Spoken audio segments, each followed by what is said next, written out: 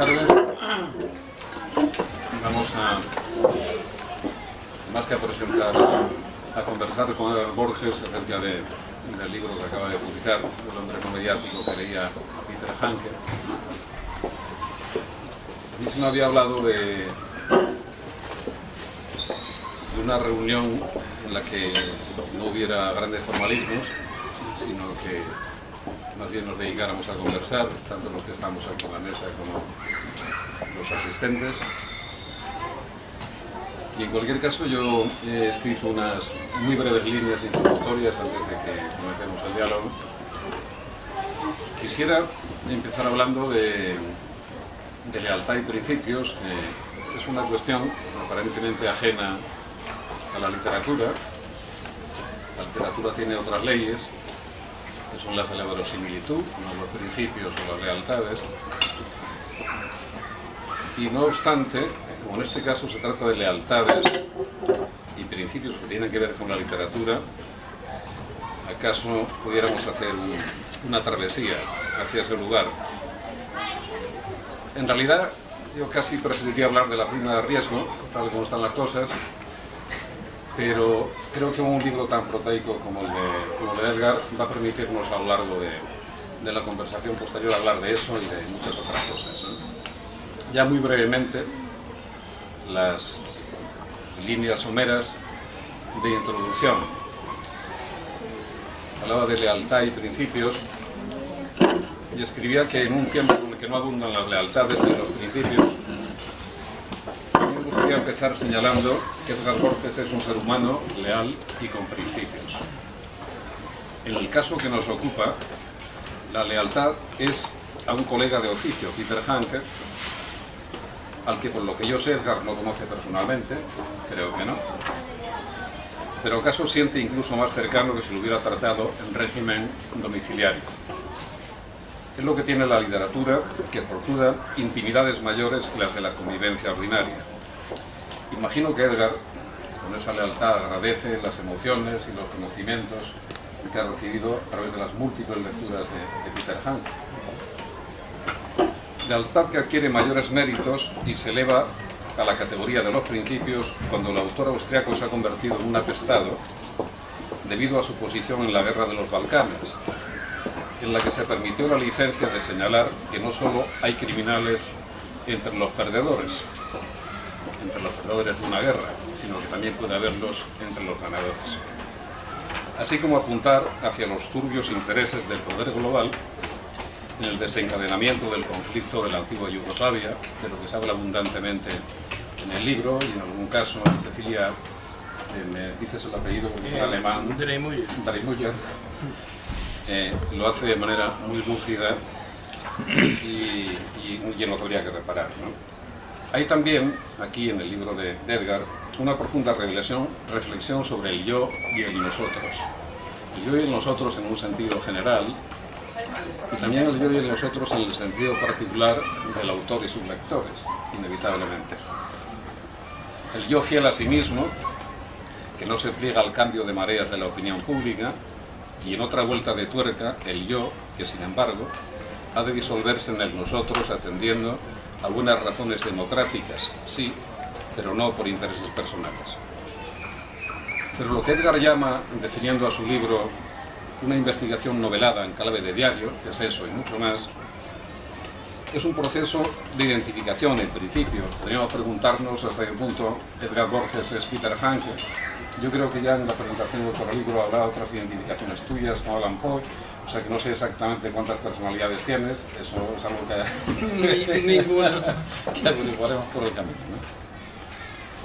Digo que es el acta notarial también del agotamiento de un sistema, por supuesto el sistema capitalista, de la censura que paga mendacidades y ciega los ojos y los oídos a un espíritu crítico, y de las puertas, aquí se habla mucho de puertas, que nos podrían rescatar, y ese sí sería un verdadero rescate, si una vez atravesadas alcanzáramos el horizonte de la literatura, es decir, otro modo de concebir el mundo. Que también ese modo nuevo de concebir el mundo sería la recuperación de la inocencia perdida o de la inocencia mancillada o de lo que Edgar llama punto cero, que sería la posibilidad de no ver las cosas como nos enseñan a mirarlas, sino ser capaz nosotros, ¿no?, de empezar a mirarlas por cuenta propia, aunque eso tenga sus dificultades, ¿no? Y ya en esa disposición, antes de que Pedro Antonio Curto intervenga, como que será lo que ahora toca, pues nada, a continuación yo tengo un catálogo de preguntas para hacerte y poder conversar entre nosotros y entre los que aquí estamos.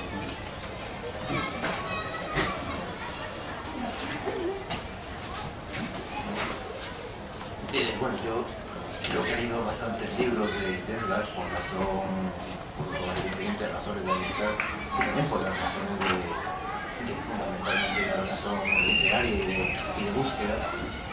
Y cuando en este libro las cuestiones eran quizás más una serie de espacios, ¿no? Me venía a la mente estos días que se inauguraron una exposición de Ivan Hopper en el Museo Thyssen. Me venía mucho de hacer más cerca en estética, me refiero mucho con el libro, ¿no? Ivan Hopper fue visto en este pintor que dibuja una serie de espacios cerrados donde se va dibujando desde habitaciones, bares, donde dibuja una serie de personajes que tienen una especie de soledad, que estén juntos, aunque haya varios, pero hay una especie de soledad, de búsqueda, de reflejo de que a pesar de que pueden estar en un espacio público, hay, digamos, un espacio de incomunicación, ¿no? Y eso yo creo que es algo de lo que tiene este libro, ¿no? Espacios de incomunicación tratando de comunicarse, ¿no? Y eso es una de las cuestiones que fundamentalmente me parece central, que ya abordo en otros libros, pero que quizás en este lo ensaya más, ¿no? Y es un libro, por un lado, que para mí rompe, ya en otro lo ha hecho, pero rompe los esquemas, es decir, no es un ensayo, no es una novela, pero es ambas cosas a la vez. Y después está la dualidad, que ya se ha citado Alberto, de esa dualidad de los dos personajes, ¿no? Yo creo que aquí Edgar Borges asegura su apellido y es más borgiano que nunca, ¿no? Es decir, es el pintor que mira como el pintor que hace un pintor que pinta otro cuadro, ¿no? Y ahí es digamos, el Edgar Borges que aparece en este libro, que no es el Edgar Borges total, pero también es el Edgar Borges que figura en y algunas personas más o menos lo conocemos, algunas en su realidad lo conocemos por sus relaciones, incluso yo aparezco como personaje de ficción en el libro, y en ese sentido, digamos que establece una dualidad entre Edgar Borges y Peter Handke, ¿no? Yo confieso, y es que me disculpa que no he leído hasta ahora Peter Handke, sí, evidentemente hablar de él, pero todavía lo tengo pendiente y aún me he citado a leerlo. Establece una relación de similitud, ¿no? Es decir, Edgar Borges en un momento es Peter Handke y Peter Handke en algunos momentos es Edgar Borges, ¿no? Hay una dualidad porque una de las cuestiones que él se plantea en unas encuestas que se mandan a una serie de investigadores es si Peter Handke es un escritor silenciado por sus opiniones políticas, ¿no?, sobre el tema de los Balcanes. Y de alguna forma, cuando esto va relatando algunas cuestiones, y eso es una pregunta que creo que tendrá que responder él, ese escritor silenciado en alguna forma es el propio Edgar Borges, ¿no? Es Edgar Borges y todos los escritores que tienen de alguna forma huyen de la comercialidad y de ciertos humos literarios que él de alguna vez va mostrando a través de un personaje, no sé si de ficción o en realidad de una agente literaria y que nos va diciendo de que ese personaje silenciado, de que ese escritor silenciado es Peter Handke, pero también es Edgar Borges, ¿no? Entonces hay una curiosa dualidad. Y después también creo que es un libro en ese sentido muy cinematográfico, ya dije, hablando de Hopper, porque te va dibujando a través de las puertas esas, te va dibujando, es ir de una escena a otra escena, donde se va, hay narración, pero también mucha esa forma de comunicación de la sociedad, de espejo, de burbuja, ¿no? Somos una especie de burbujas que nos se van comunicando y curiosamente Edgar está metido un poco en esa, se va metiendo un poco en esa burbuja. Llega un momento de tener miedo de salir a la calle y comunicarse, pero a la vez dentro de esa burbuja lo que está buscando es comunicarse, ¿no? Entonces una serie de paradojas que fundamentalmente para mí lo que te hace pensar, ¿no? Que yo generalmente cada vez me gustan más los libros que más aparte de la calidad que puedan tener o del talento y de la voz, es que te haga pensar o que te desmonte las ideas, es decir, yo creo que es uno de los problemas que tenemos, incluso ya por encima de tendencias ideológicas, políticas o sociales o gustos literarios que tengamos, es que solemos ir al autor que nos guste y que nos dice lo que nosotros buscamos que queremos que nos digas. Y generalmente es uno de esos personajes que buscan lo contrario, ¿no? Que o sea, y afortunadamente, y espero que sigan existiendo, que te encuentres, que digamos que te hacen cuestionar cosas que al principio del libro no te planteabas. Y eso es un poco quizás de los valores que tiene el libro de Eugenio, en concreto, creo que de este muy en particular. Buenas tardes, gracias por venir, gracias a Alberto y a Pedro por sus palabras y a la Casa del Libro, al amigo Mora por la oportunidad de cedernos el espacio para comunicarnos. El libro trata de un hombre, un escritor que se encierra a hacer una investigación, se encierra en la habitación de su casa, en su habitación, se encierra a hacer una investigación sobre la obra del escritor austriaco Peter Handke. Ese escritor se llama Edgar Borges. Él se encierra en una habitación donde efectivamente vive el autor, en este caso yo, y hay una serie de parámetros que tienen que ver con la realidad y otros ficticios. Él tiene una esposa, 2 niñas, él se va a ocultar de esa esposa y las 2 niñas, se va a ocultar de la sociedad y va a pretender permanecer encerrado en esa habitación desarrollando esa investigación. Esa investigación él va a decidir que parte desde la ficción.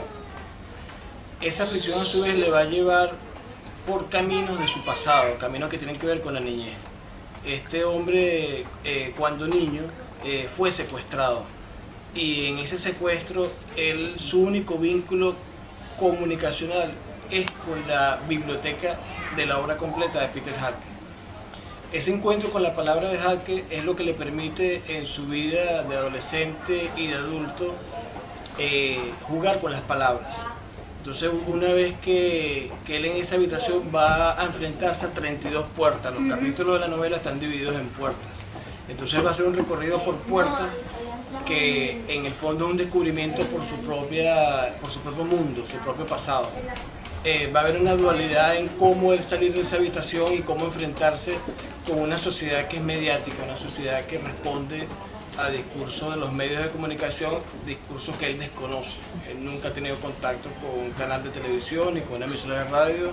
Y en el caso de Internet, que sí tiene un ordenador, tiene una dualidad entre un ordenador y una libreta de apuntes, solamente es para acudir a investigar sobre Peter Handke. ¿Cómo ocurre esto más allá de explicar todas las mentiras que pueda contar la literatura? Porque me cuento entre los escritores que creen que la literatura no tiene por qué responder a los parámetros de la realidad. A partir de allí, este hombre, él lo rescata de ese secuestro una mujer que es socióloga. Y esta socióloga está haciendo una investigación sobre Peter Handke. Ella es quien lo va a llevar por el camino de Handke y es la que le entrega esa biblioteca completa. Entonces, bueno, él se escapa de algún modo de esa habitación en algún momento y comienza su contradicción con la sociedad. Pero todo esto lo que es un viaje, yo lo interpreto de esa manera, un viaje por su mundo interior para descubrirse. Y su escape es la calle, pero también es su contradicción. Cuando yo intento intercambiar las palabras que ha aprendido del discurso de Handke con las palabras de la calle, que son las palabras mediáticas. La novela o el ensayo, como cada quien quiera denominarlo, lo que pretende en cierta forma es inventar una ficción desde la realidad, venciendo las reglas que puedan haber entre una y otra cosa, no diferenciando mucho qué hay en una y otra cosa. Yo parto de un principio de que no existe una realidad fija, más allá de todo lo que nos pongan, sino que cada uno puede tener su propia ficción, incluso dentro de cada uno existen muchas ficciones, y eso es lo que intenta el personaje descubrir.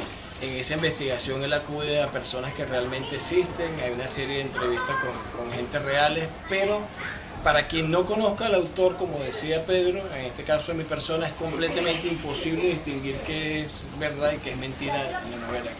No hay manera. Tengo una curiosidad. ¿El teléfono? Sí, claro, el teléfono que tenemos en la novela es el tuyo. Habría que llamar. Entonces, bueno, sí, eso es un poco y claro, como decía Alberto, me gustaría que compartiéramos un diálogo.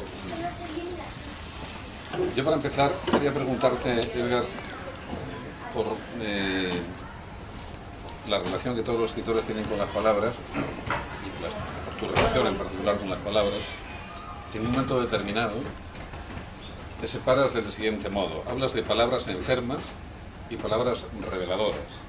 Y hablas también de palabras mediáticas, de algún modo serían las enfermas, y de palabras cotidianas, ¿no? Quisieras una reflexión acerca de tu relación con las palabras y qué es exactamente lo que quieres decir con palabras enfermas. Claro, en este caso, como lo plantea el libro, es desde la perspectiva del observador, ¿no? Entonces, claro, las palabras ninguna está ni enferma ni ninguna es mediática. La perspectiva del observador es quien las asume por la carga de saturación o de descubrimiento de una o de otra forma, ¿no? Entonces, claro, esa mirada es la que va a permitir que una palabra que puedas escuchar todo el tiempo, como la palabra crisis, ya es una palabra que te lleva a un estado de enfermedad. Pero si tú hicieras un alto y miraras el tema de la palabra crisis bajo otra perspectiva, porque pudieras interpretar que te la están imponiendo o te la están repitiendo por una intención determinada, ya es una palabra en descubrimiento, ¿no? Siempre va a depender de la perspectiva del observador. Y luego hay un asunto muy importante que es también en el libro, que es la relación de Hanke con las imágenes y a su vez de las imágenes con las palabras. Y la imagen sería casi el último sentido de la palabra, ¿no? Te solicito lo mismo, ¿no? Una reflexión al respecto. Sí, en el trabajo de Peter Hanke hay algo bien interesante. No sé si alguna de las personas que están aquí presentes ha leído la obra de Hanke, pero hay algo bien interesante en su obra que es que él hace una referencia a la imagen, no en términos de lo que contemporáneamente entendemos por imagen, sino en términos de sensaciones, una especie de estado no racional, sino sensitivo, que nos conecta a todos.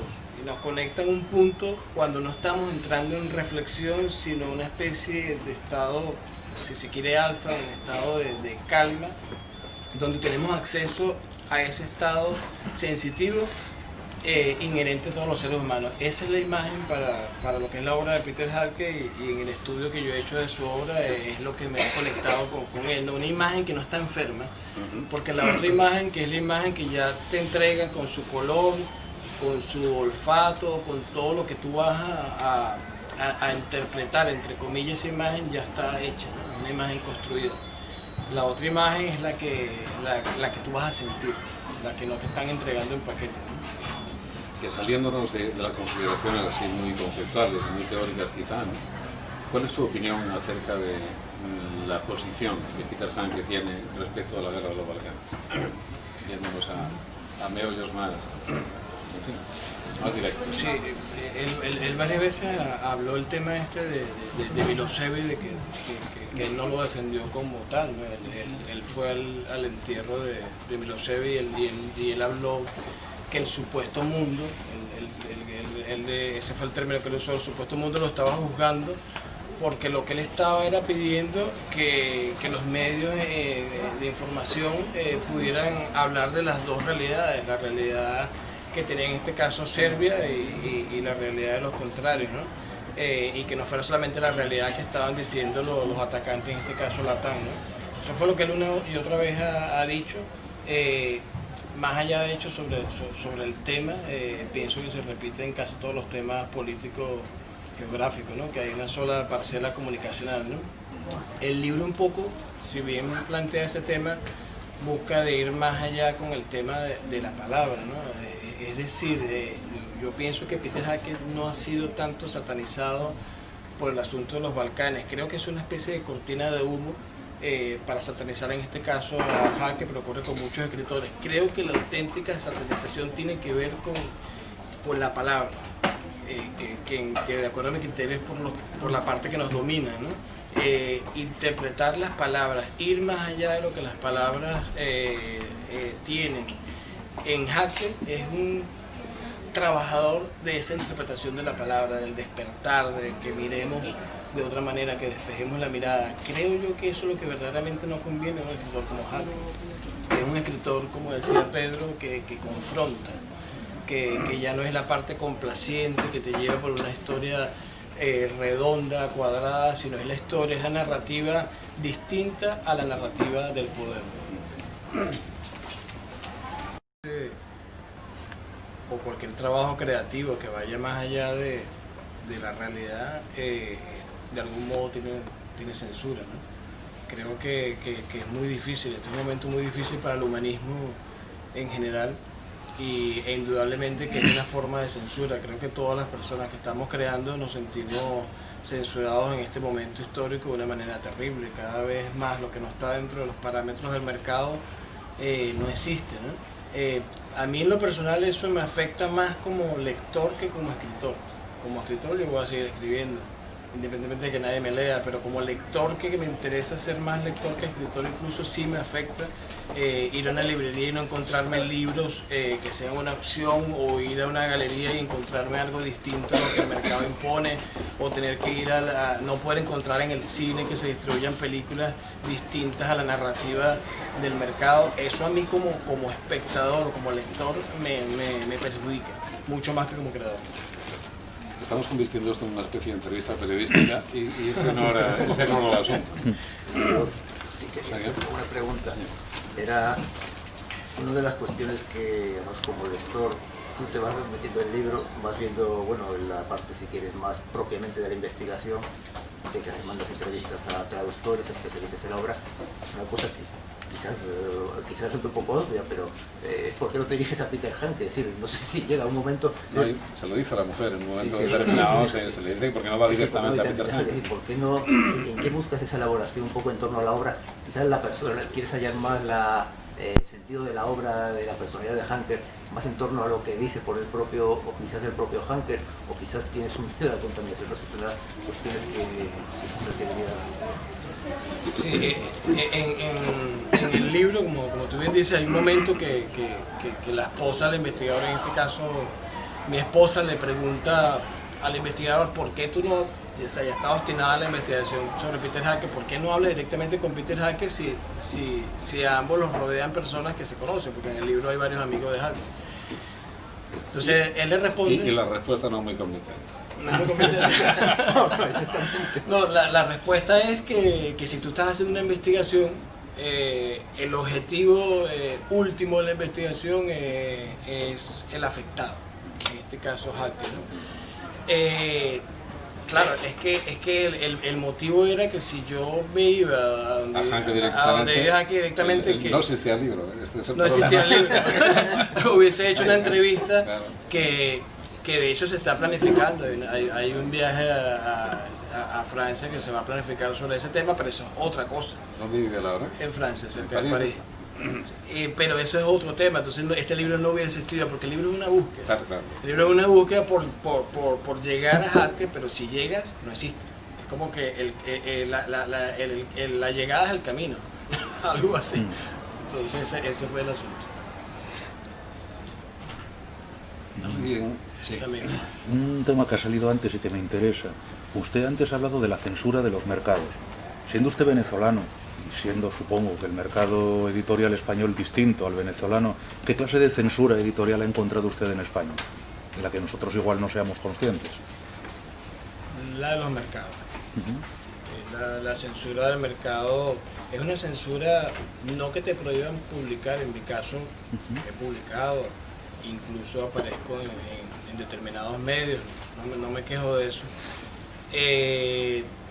pero te condiciona un asunto del mercado. Hay mucha gente que lo tiene muy difícil, muchísima gente no publica, muchísima gente pasa desapercibida, hay censura. Tú conversas con muchísimos escritores y se sienten completamente excluidos en términos editoriales. En España hay muchísimas editoriales, tanto pequeñas, medianas y grandes, pero como es un mercado que está viviendo ahorita con el tema de la crisis, un problema muy grande, porque creo que se ha visto afectado con su propio crecimiento desbordado, y que bueno, hay una serie de cosas allí que hay que ajustar y se están debatiendo hoy en día. Creo que por allí viene la censura, es decir, todo aquel que no haga lo que el mercado está de algún modo vendiendo está al margen de ese mercado, es una forma de censura. Sí, decías, siendo venezolano, decías esa observación introductoria, ¿no? Asumiendo que el mercado editorial venezolano podría ser diferente. Bien.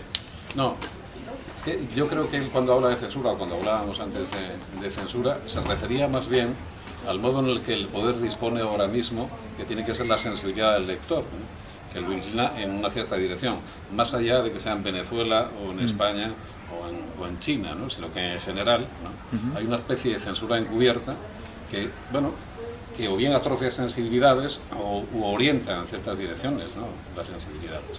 Yo creo que esa es la... Sí, yo creo que tiene que ver con los gustos.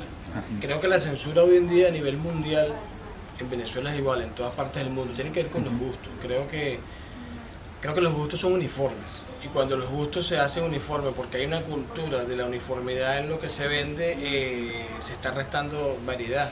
Y cuando se resta variedad, ¿dónde está el problema? La censura. Es decir, todo aquello que no acepte por una razón creativa de irse por esa uniformidad forma parte de una censura. Pero una censura que está orientada hacia el gusto.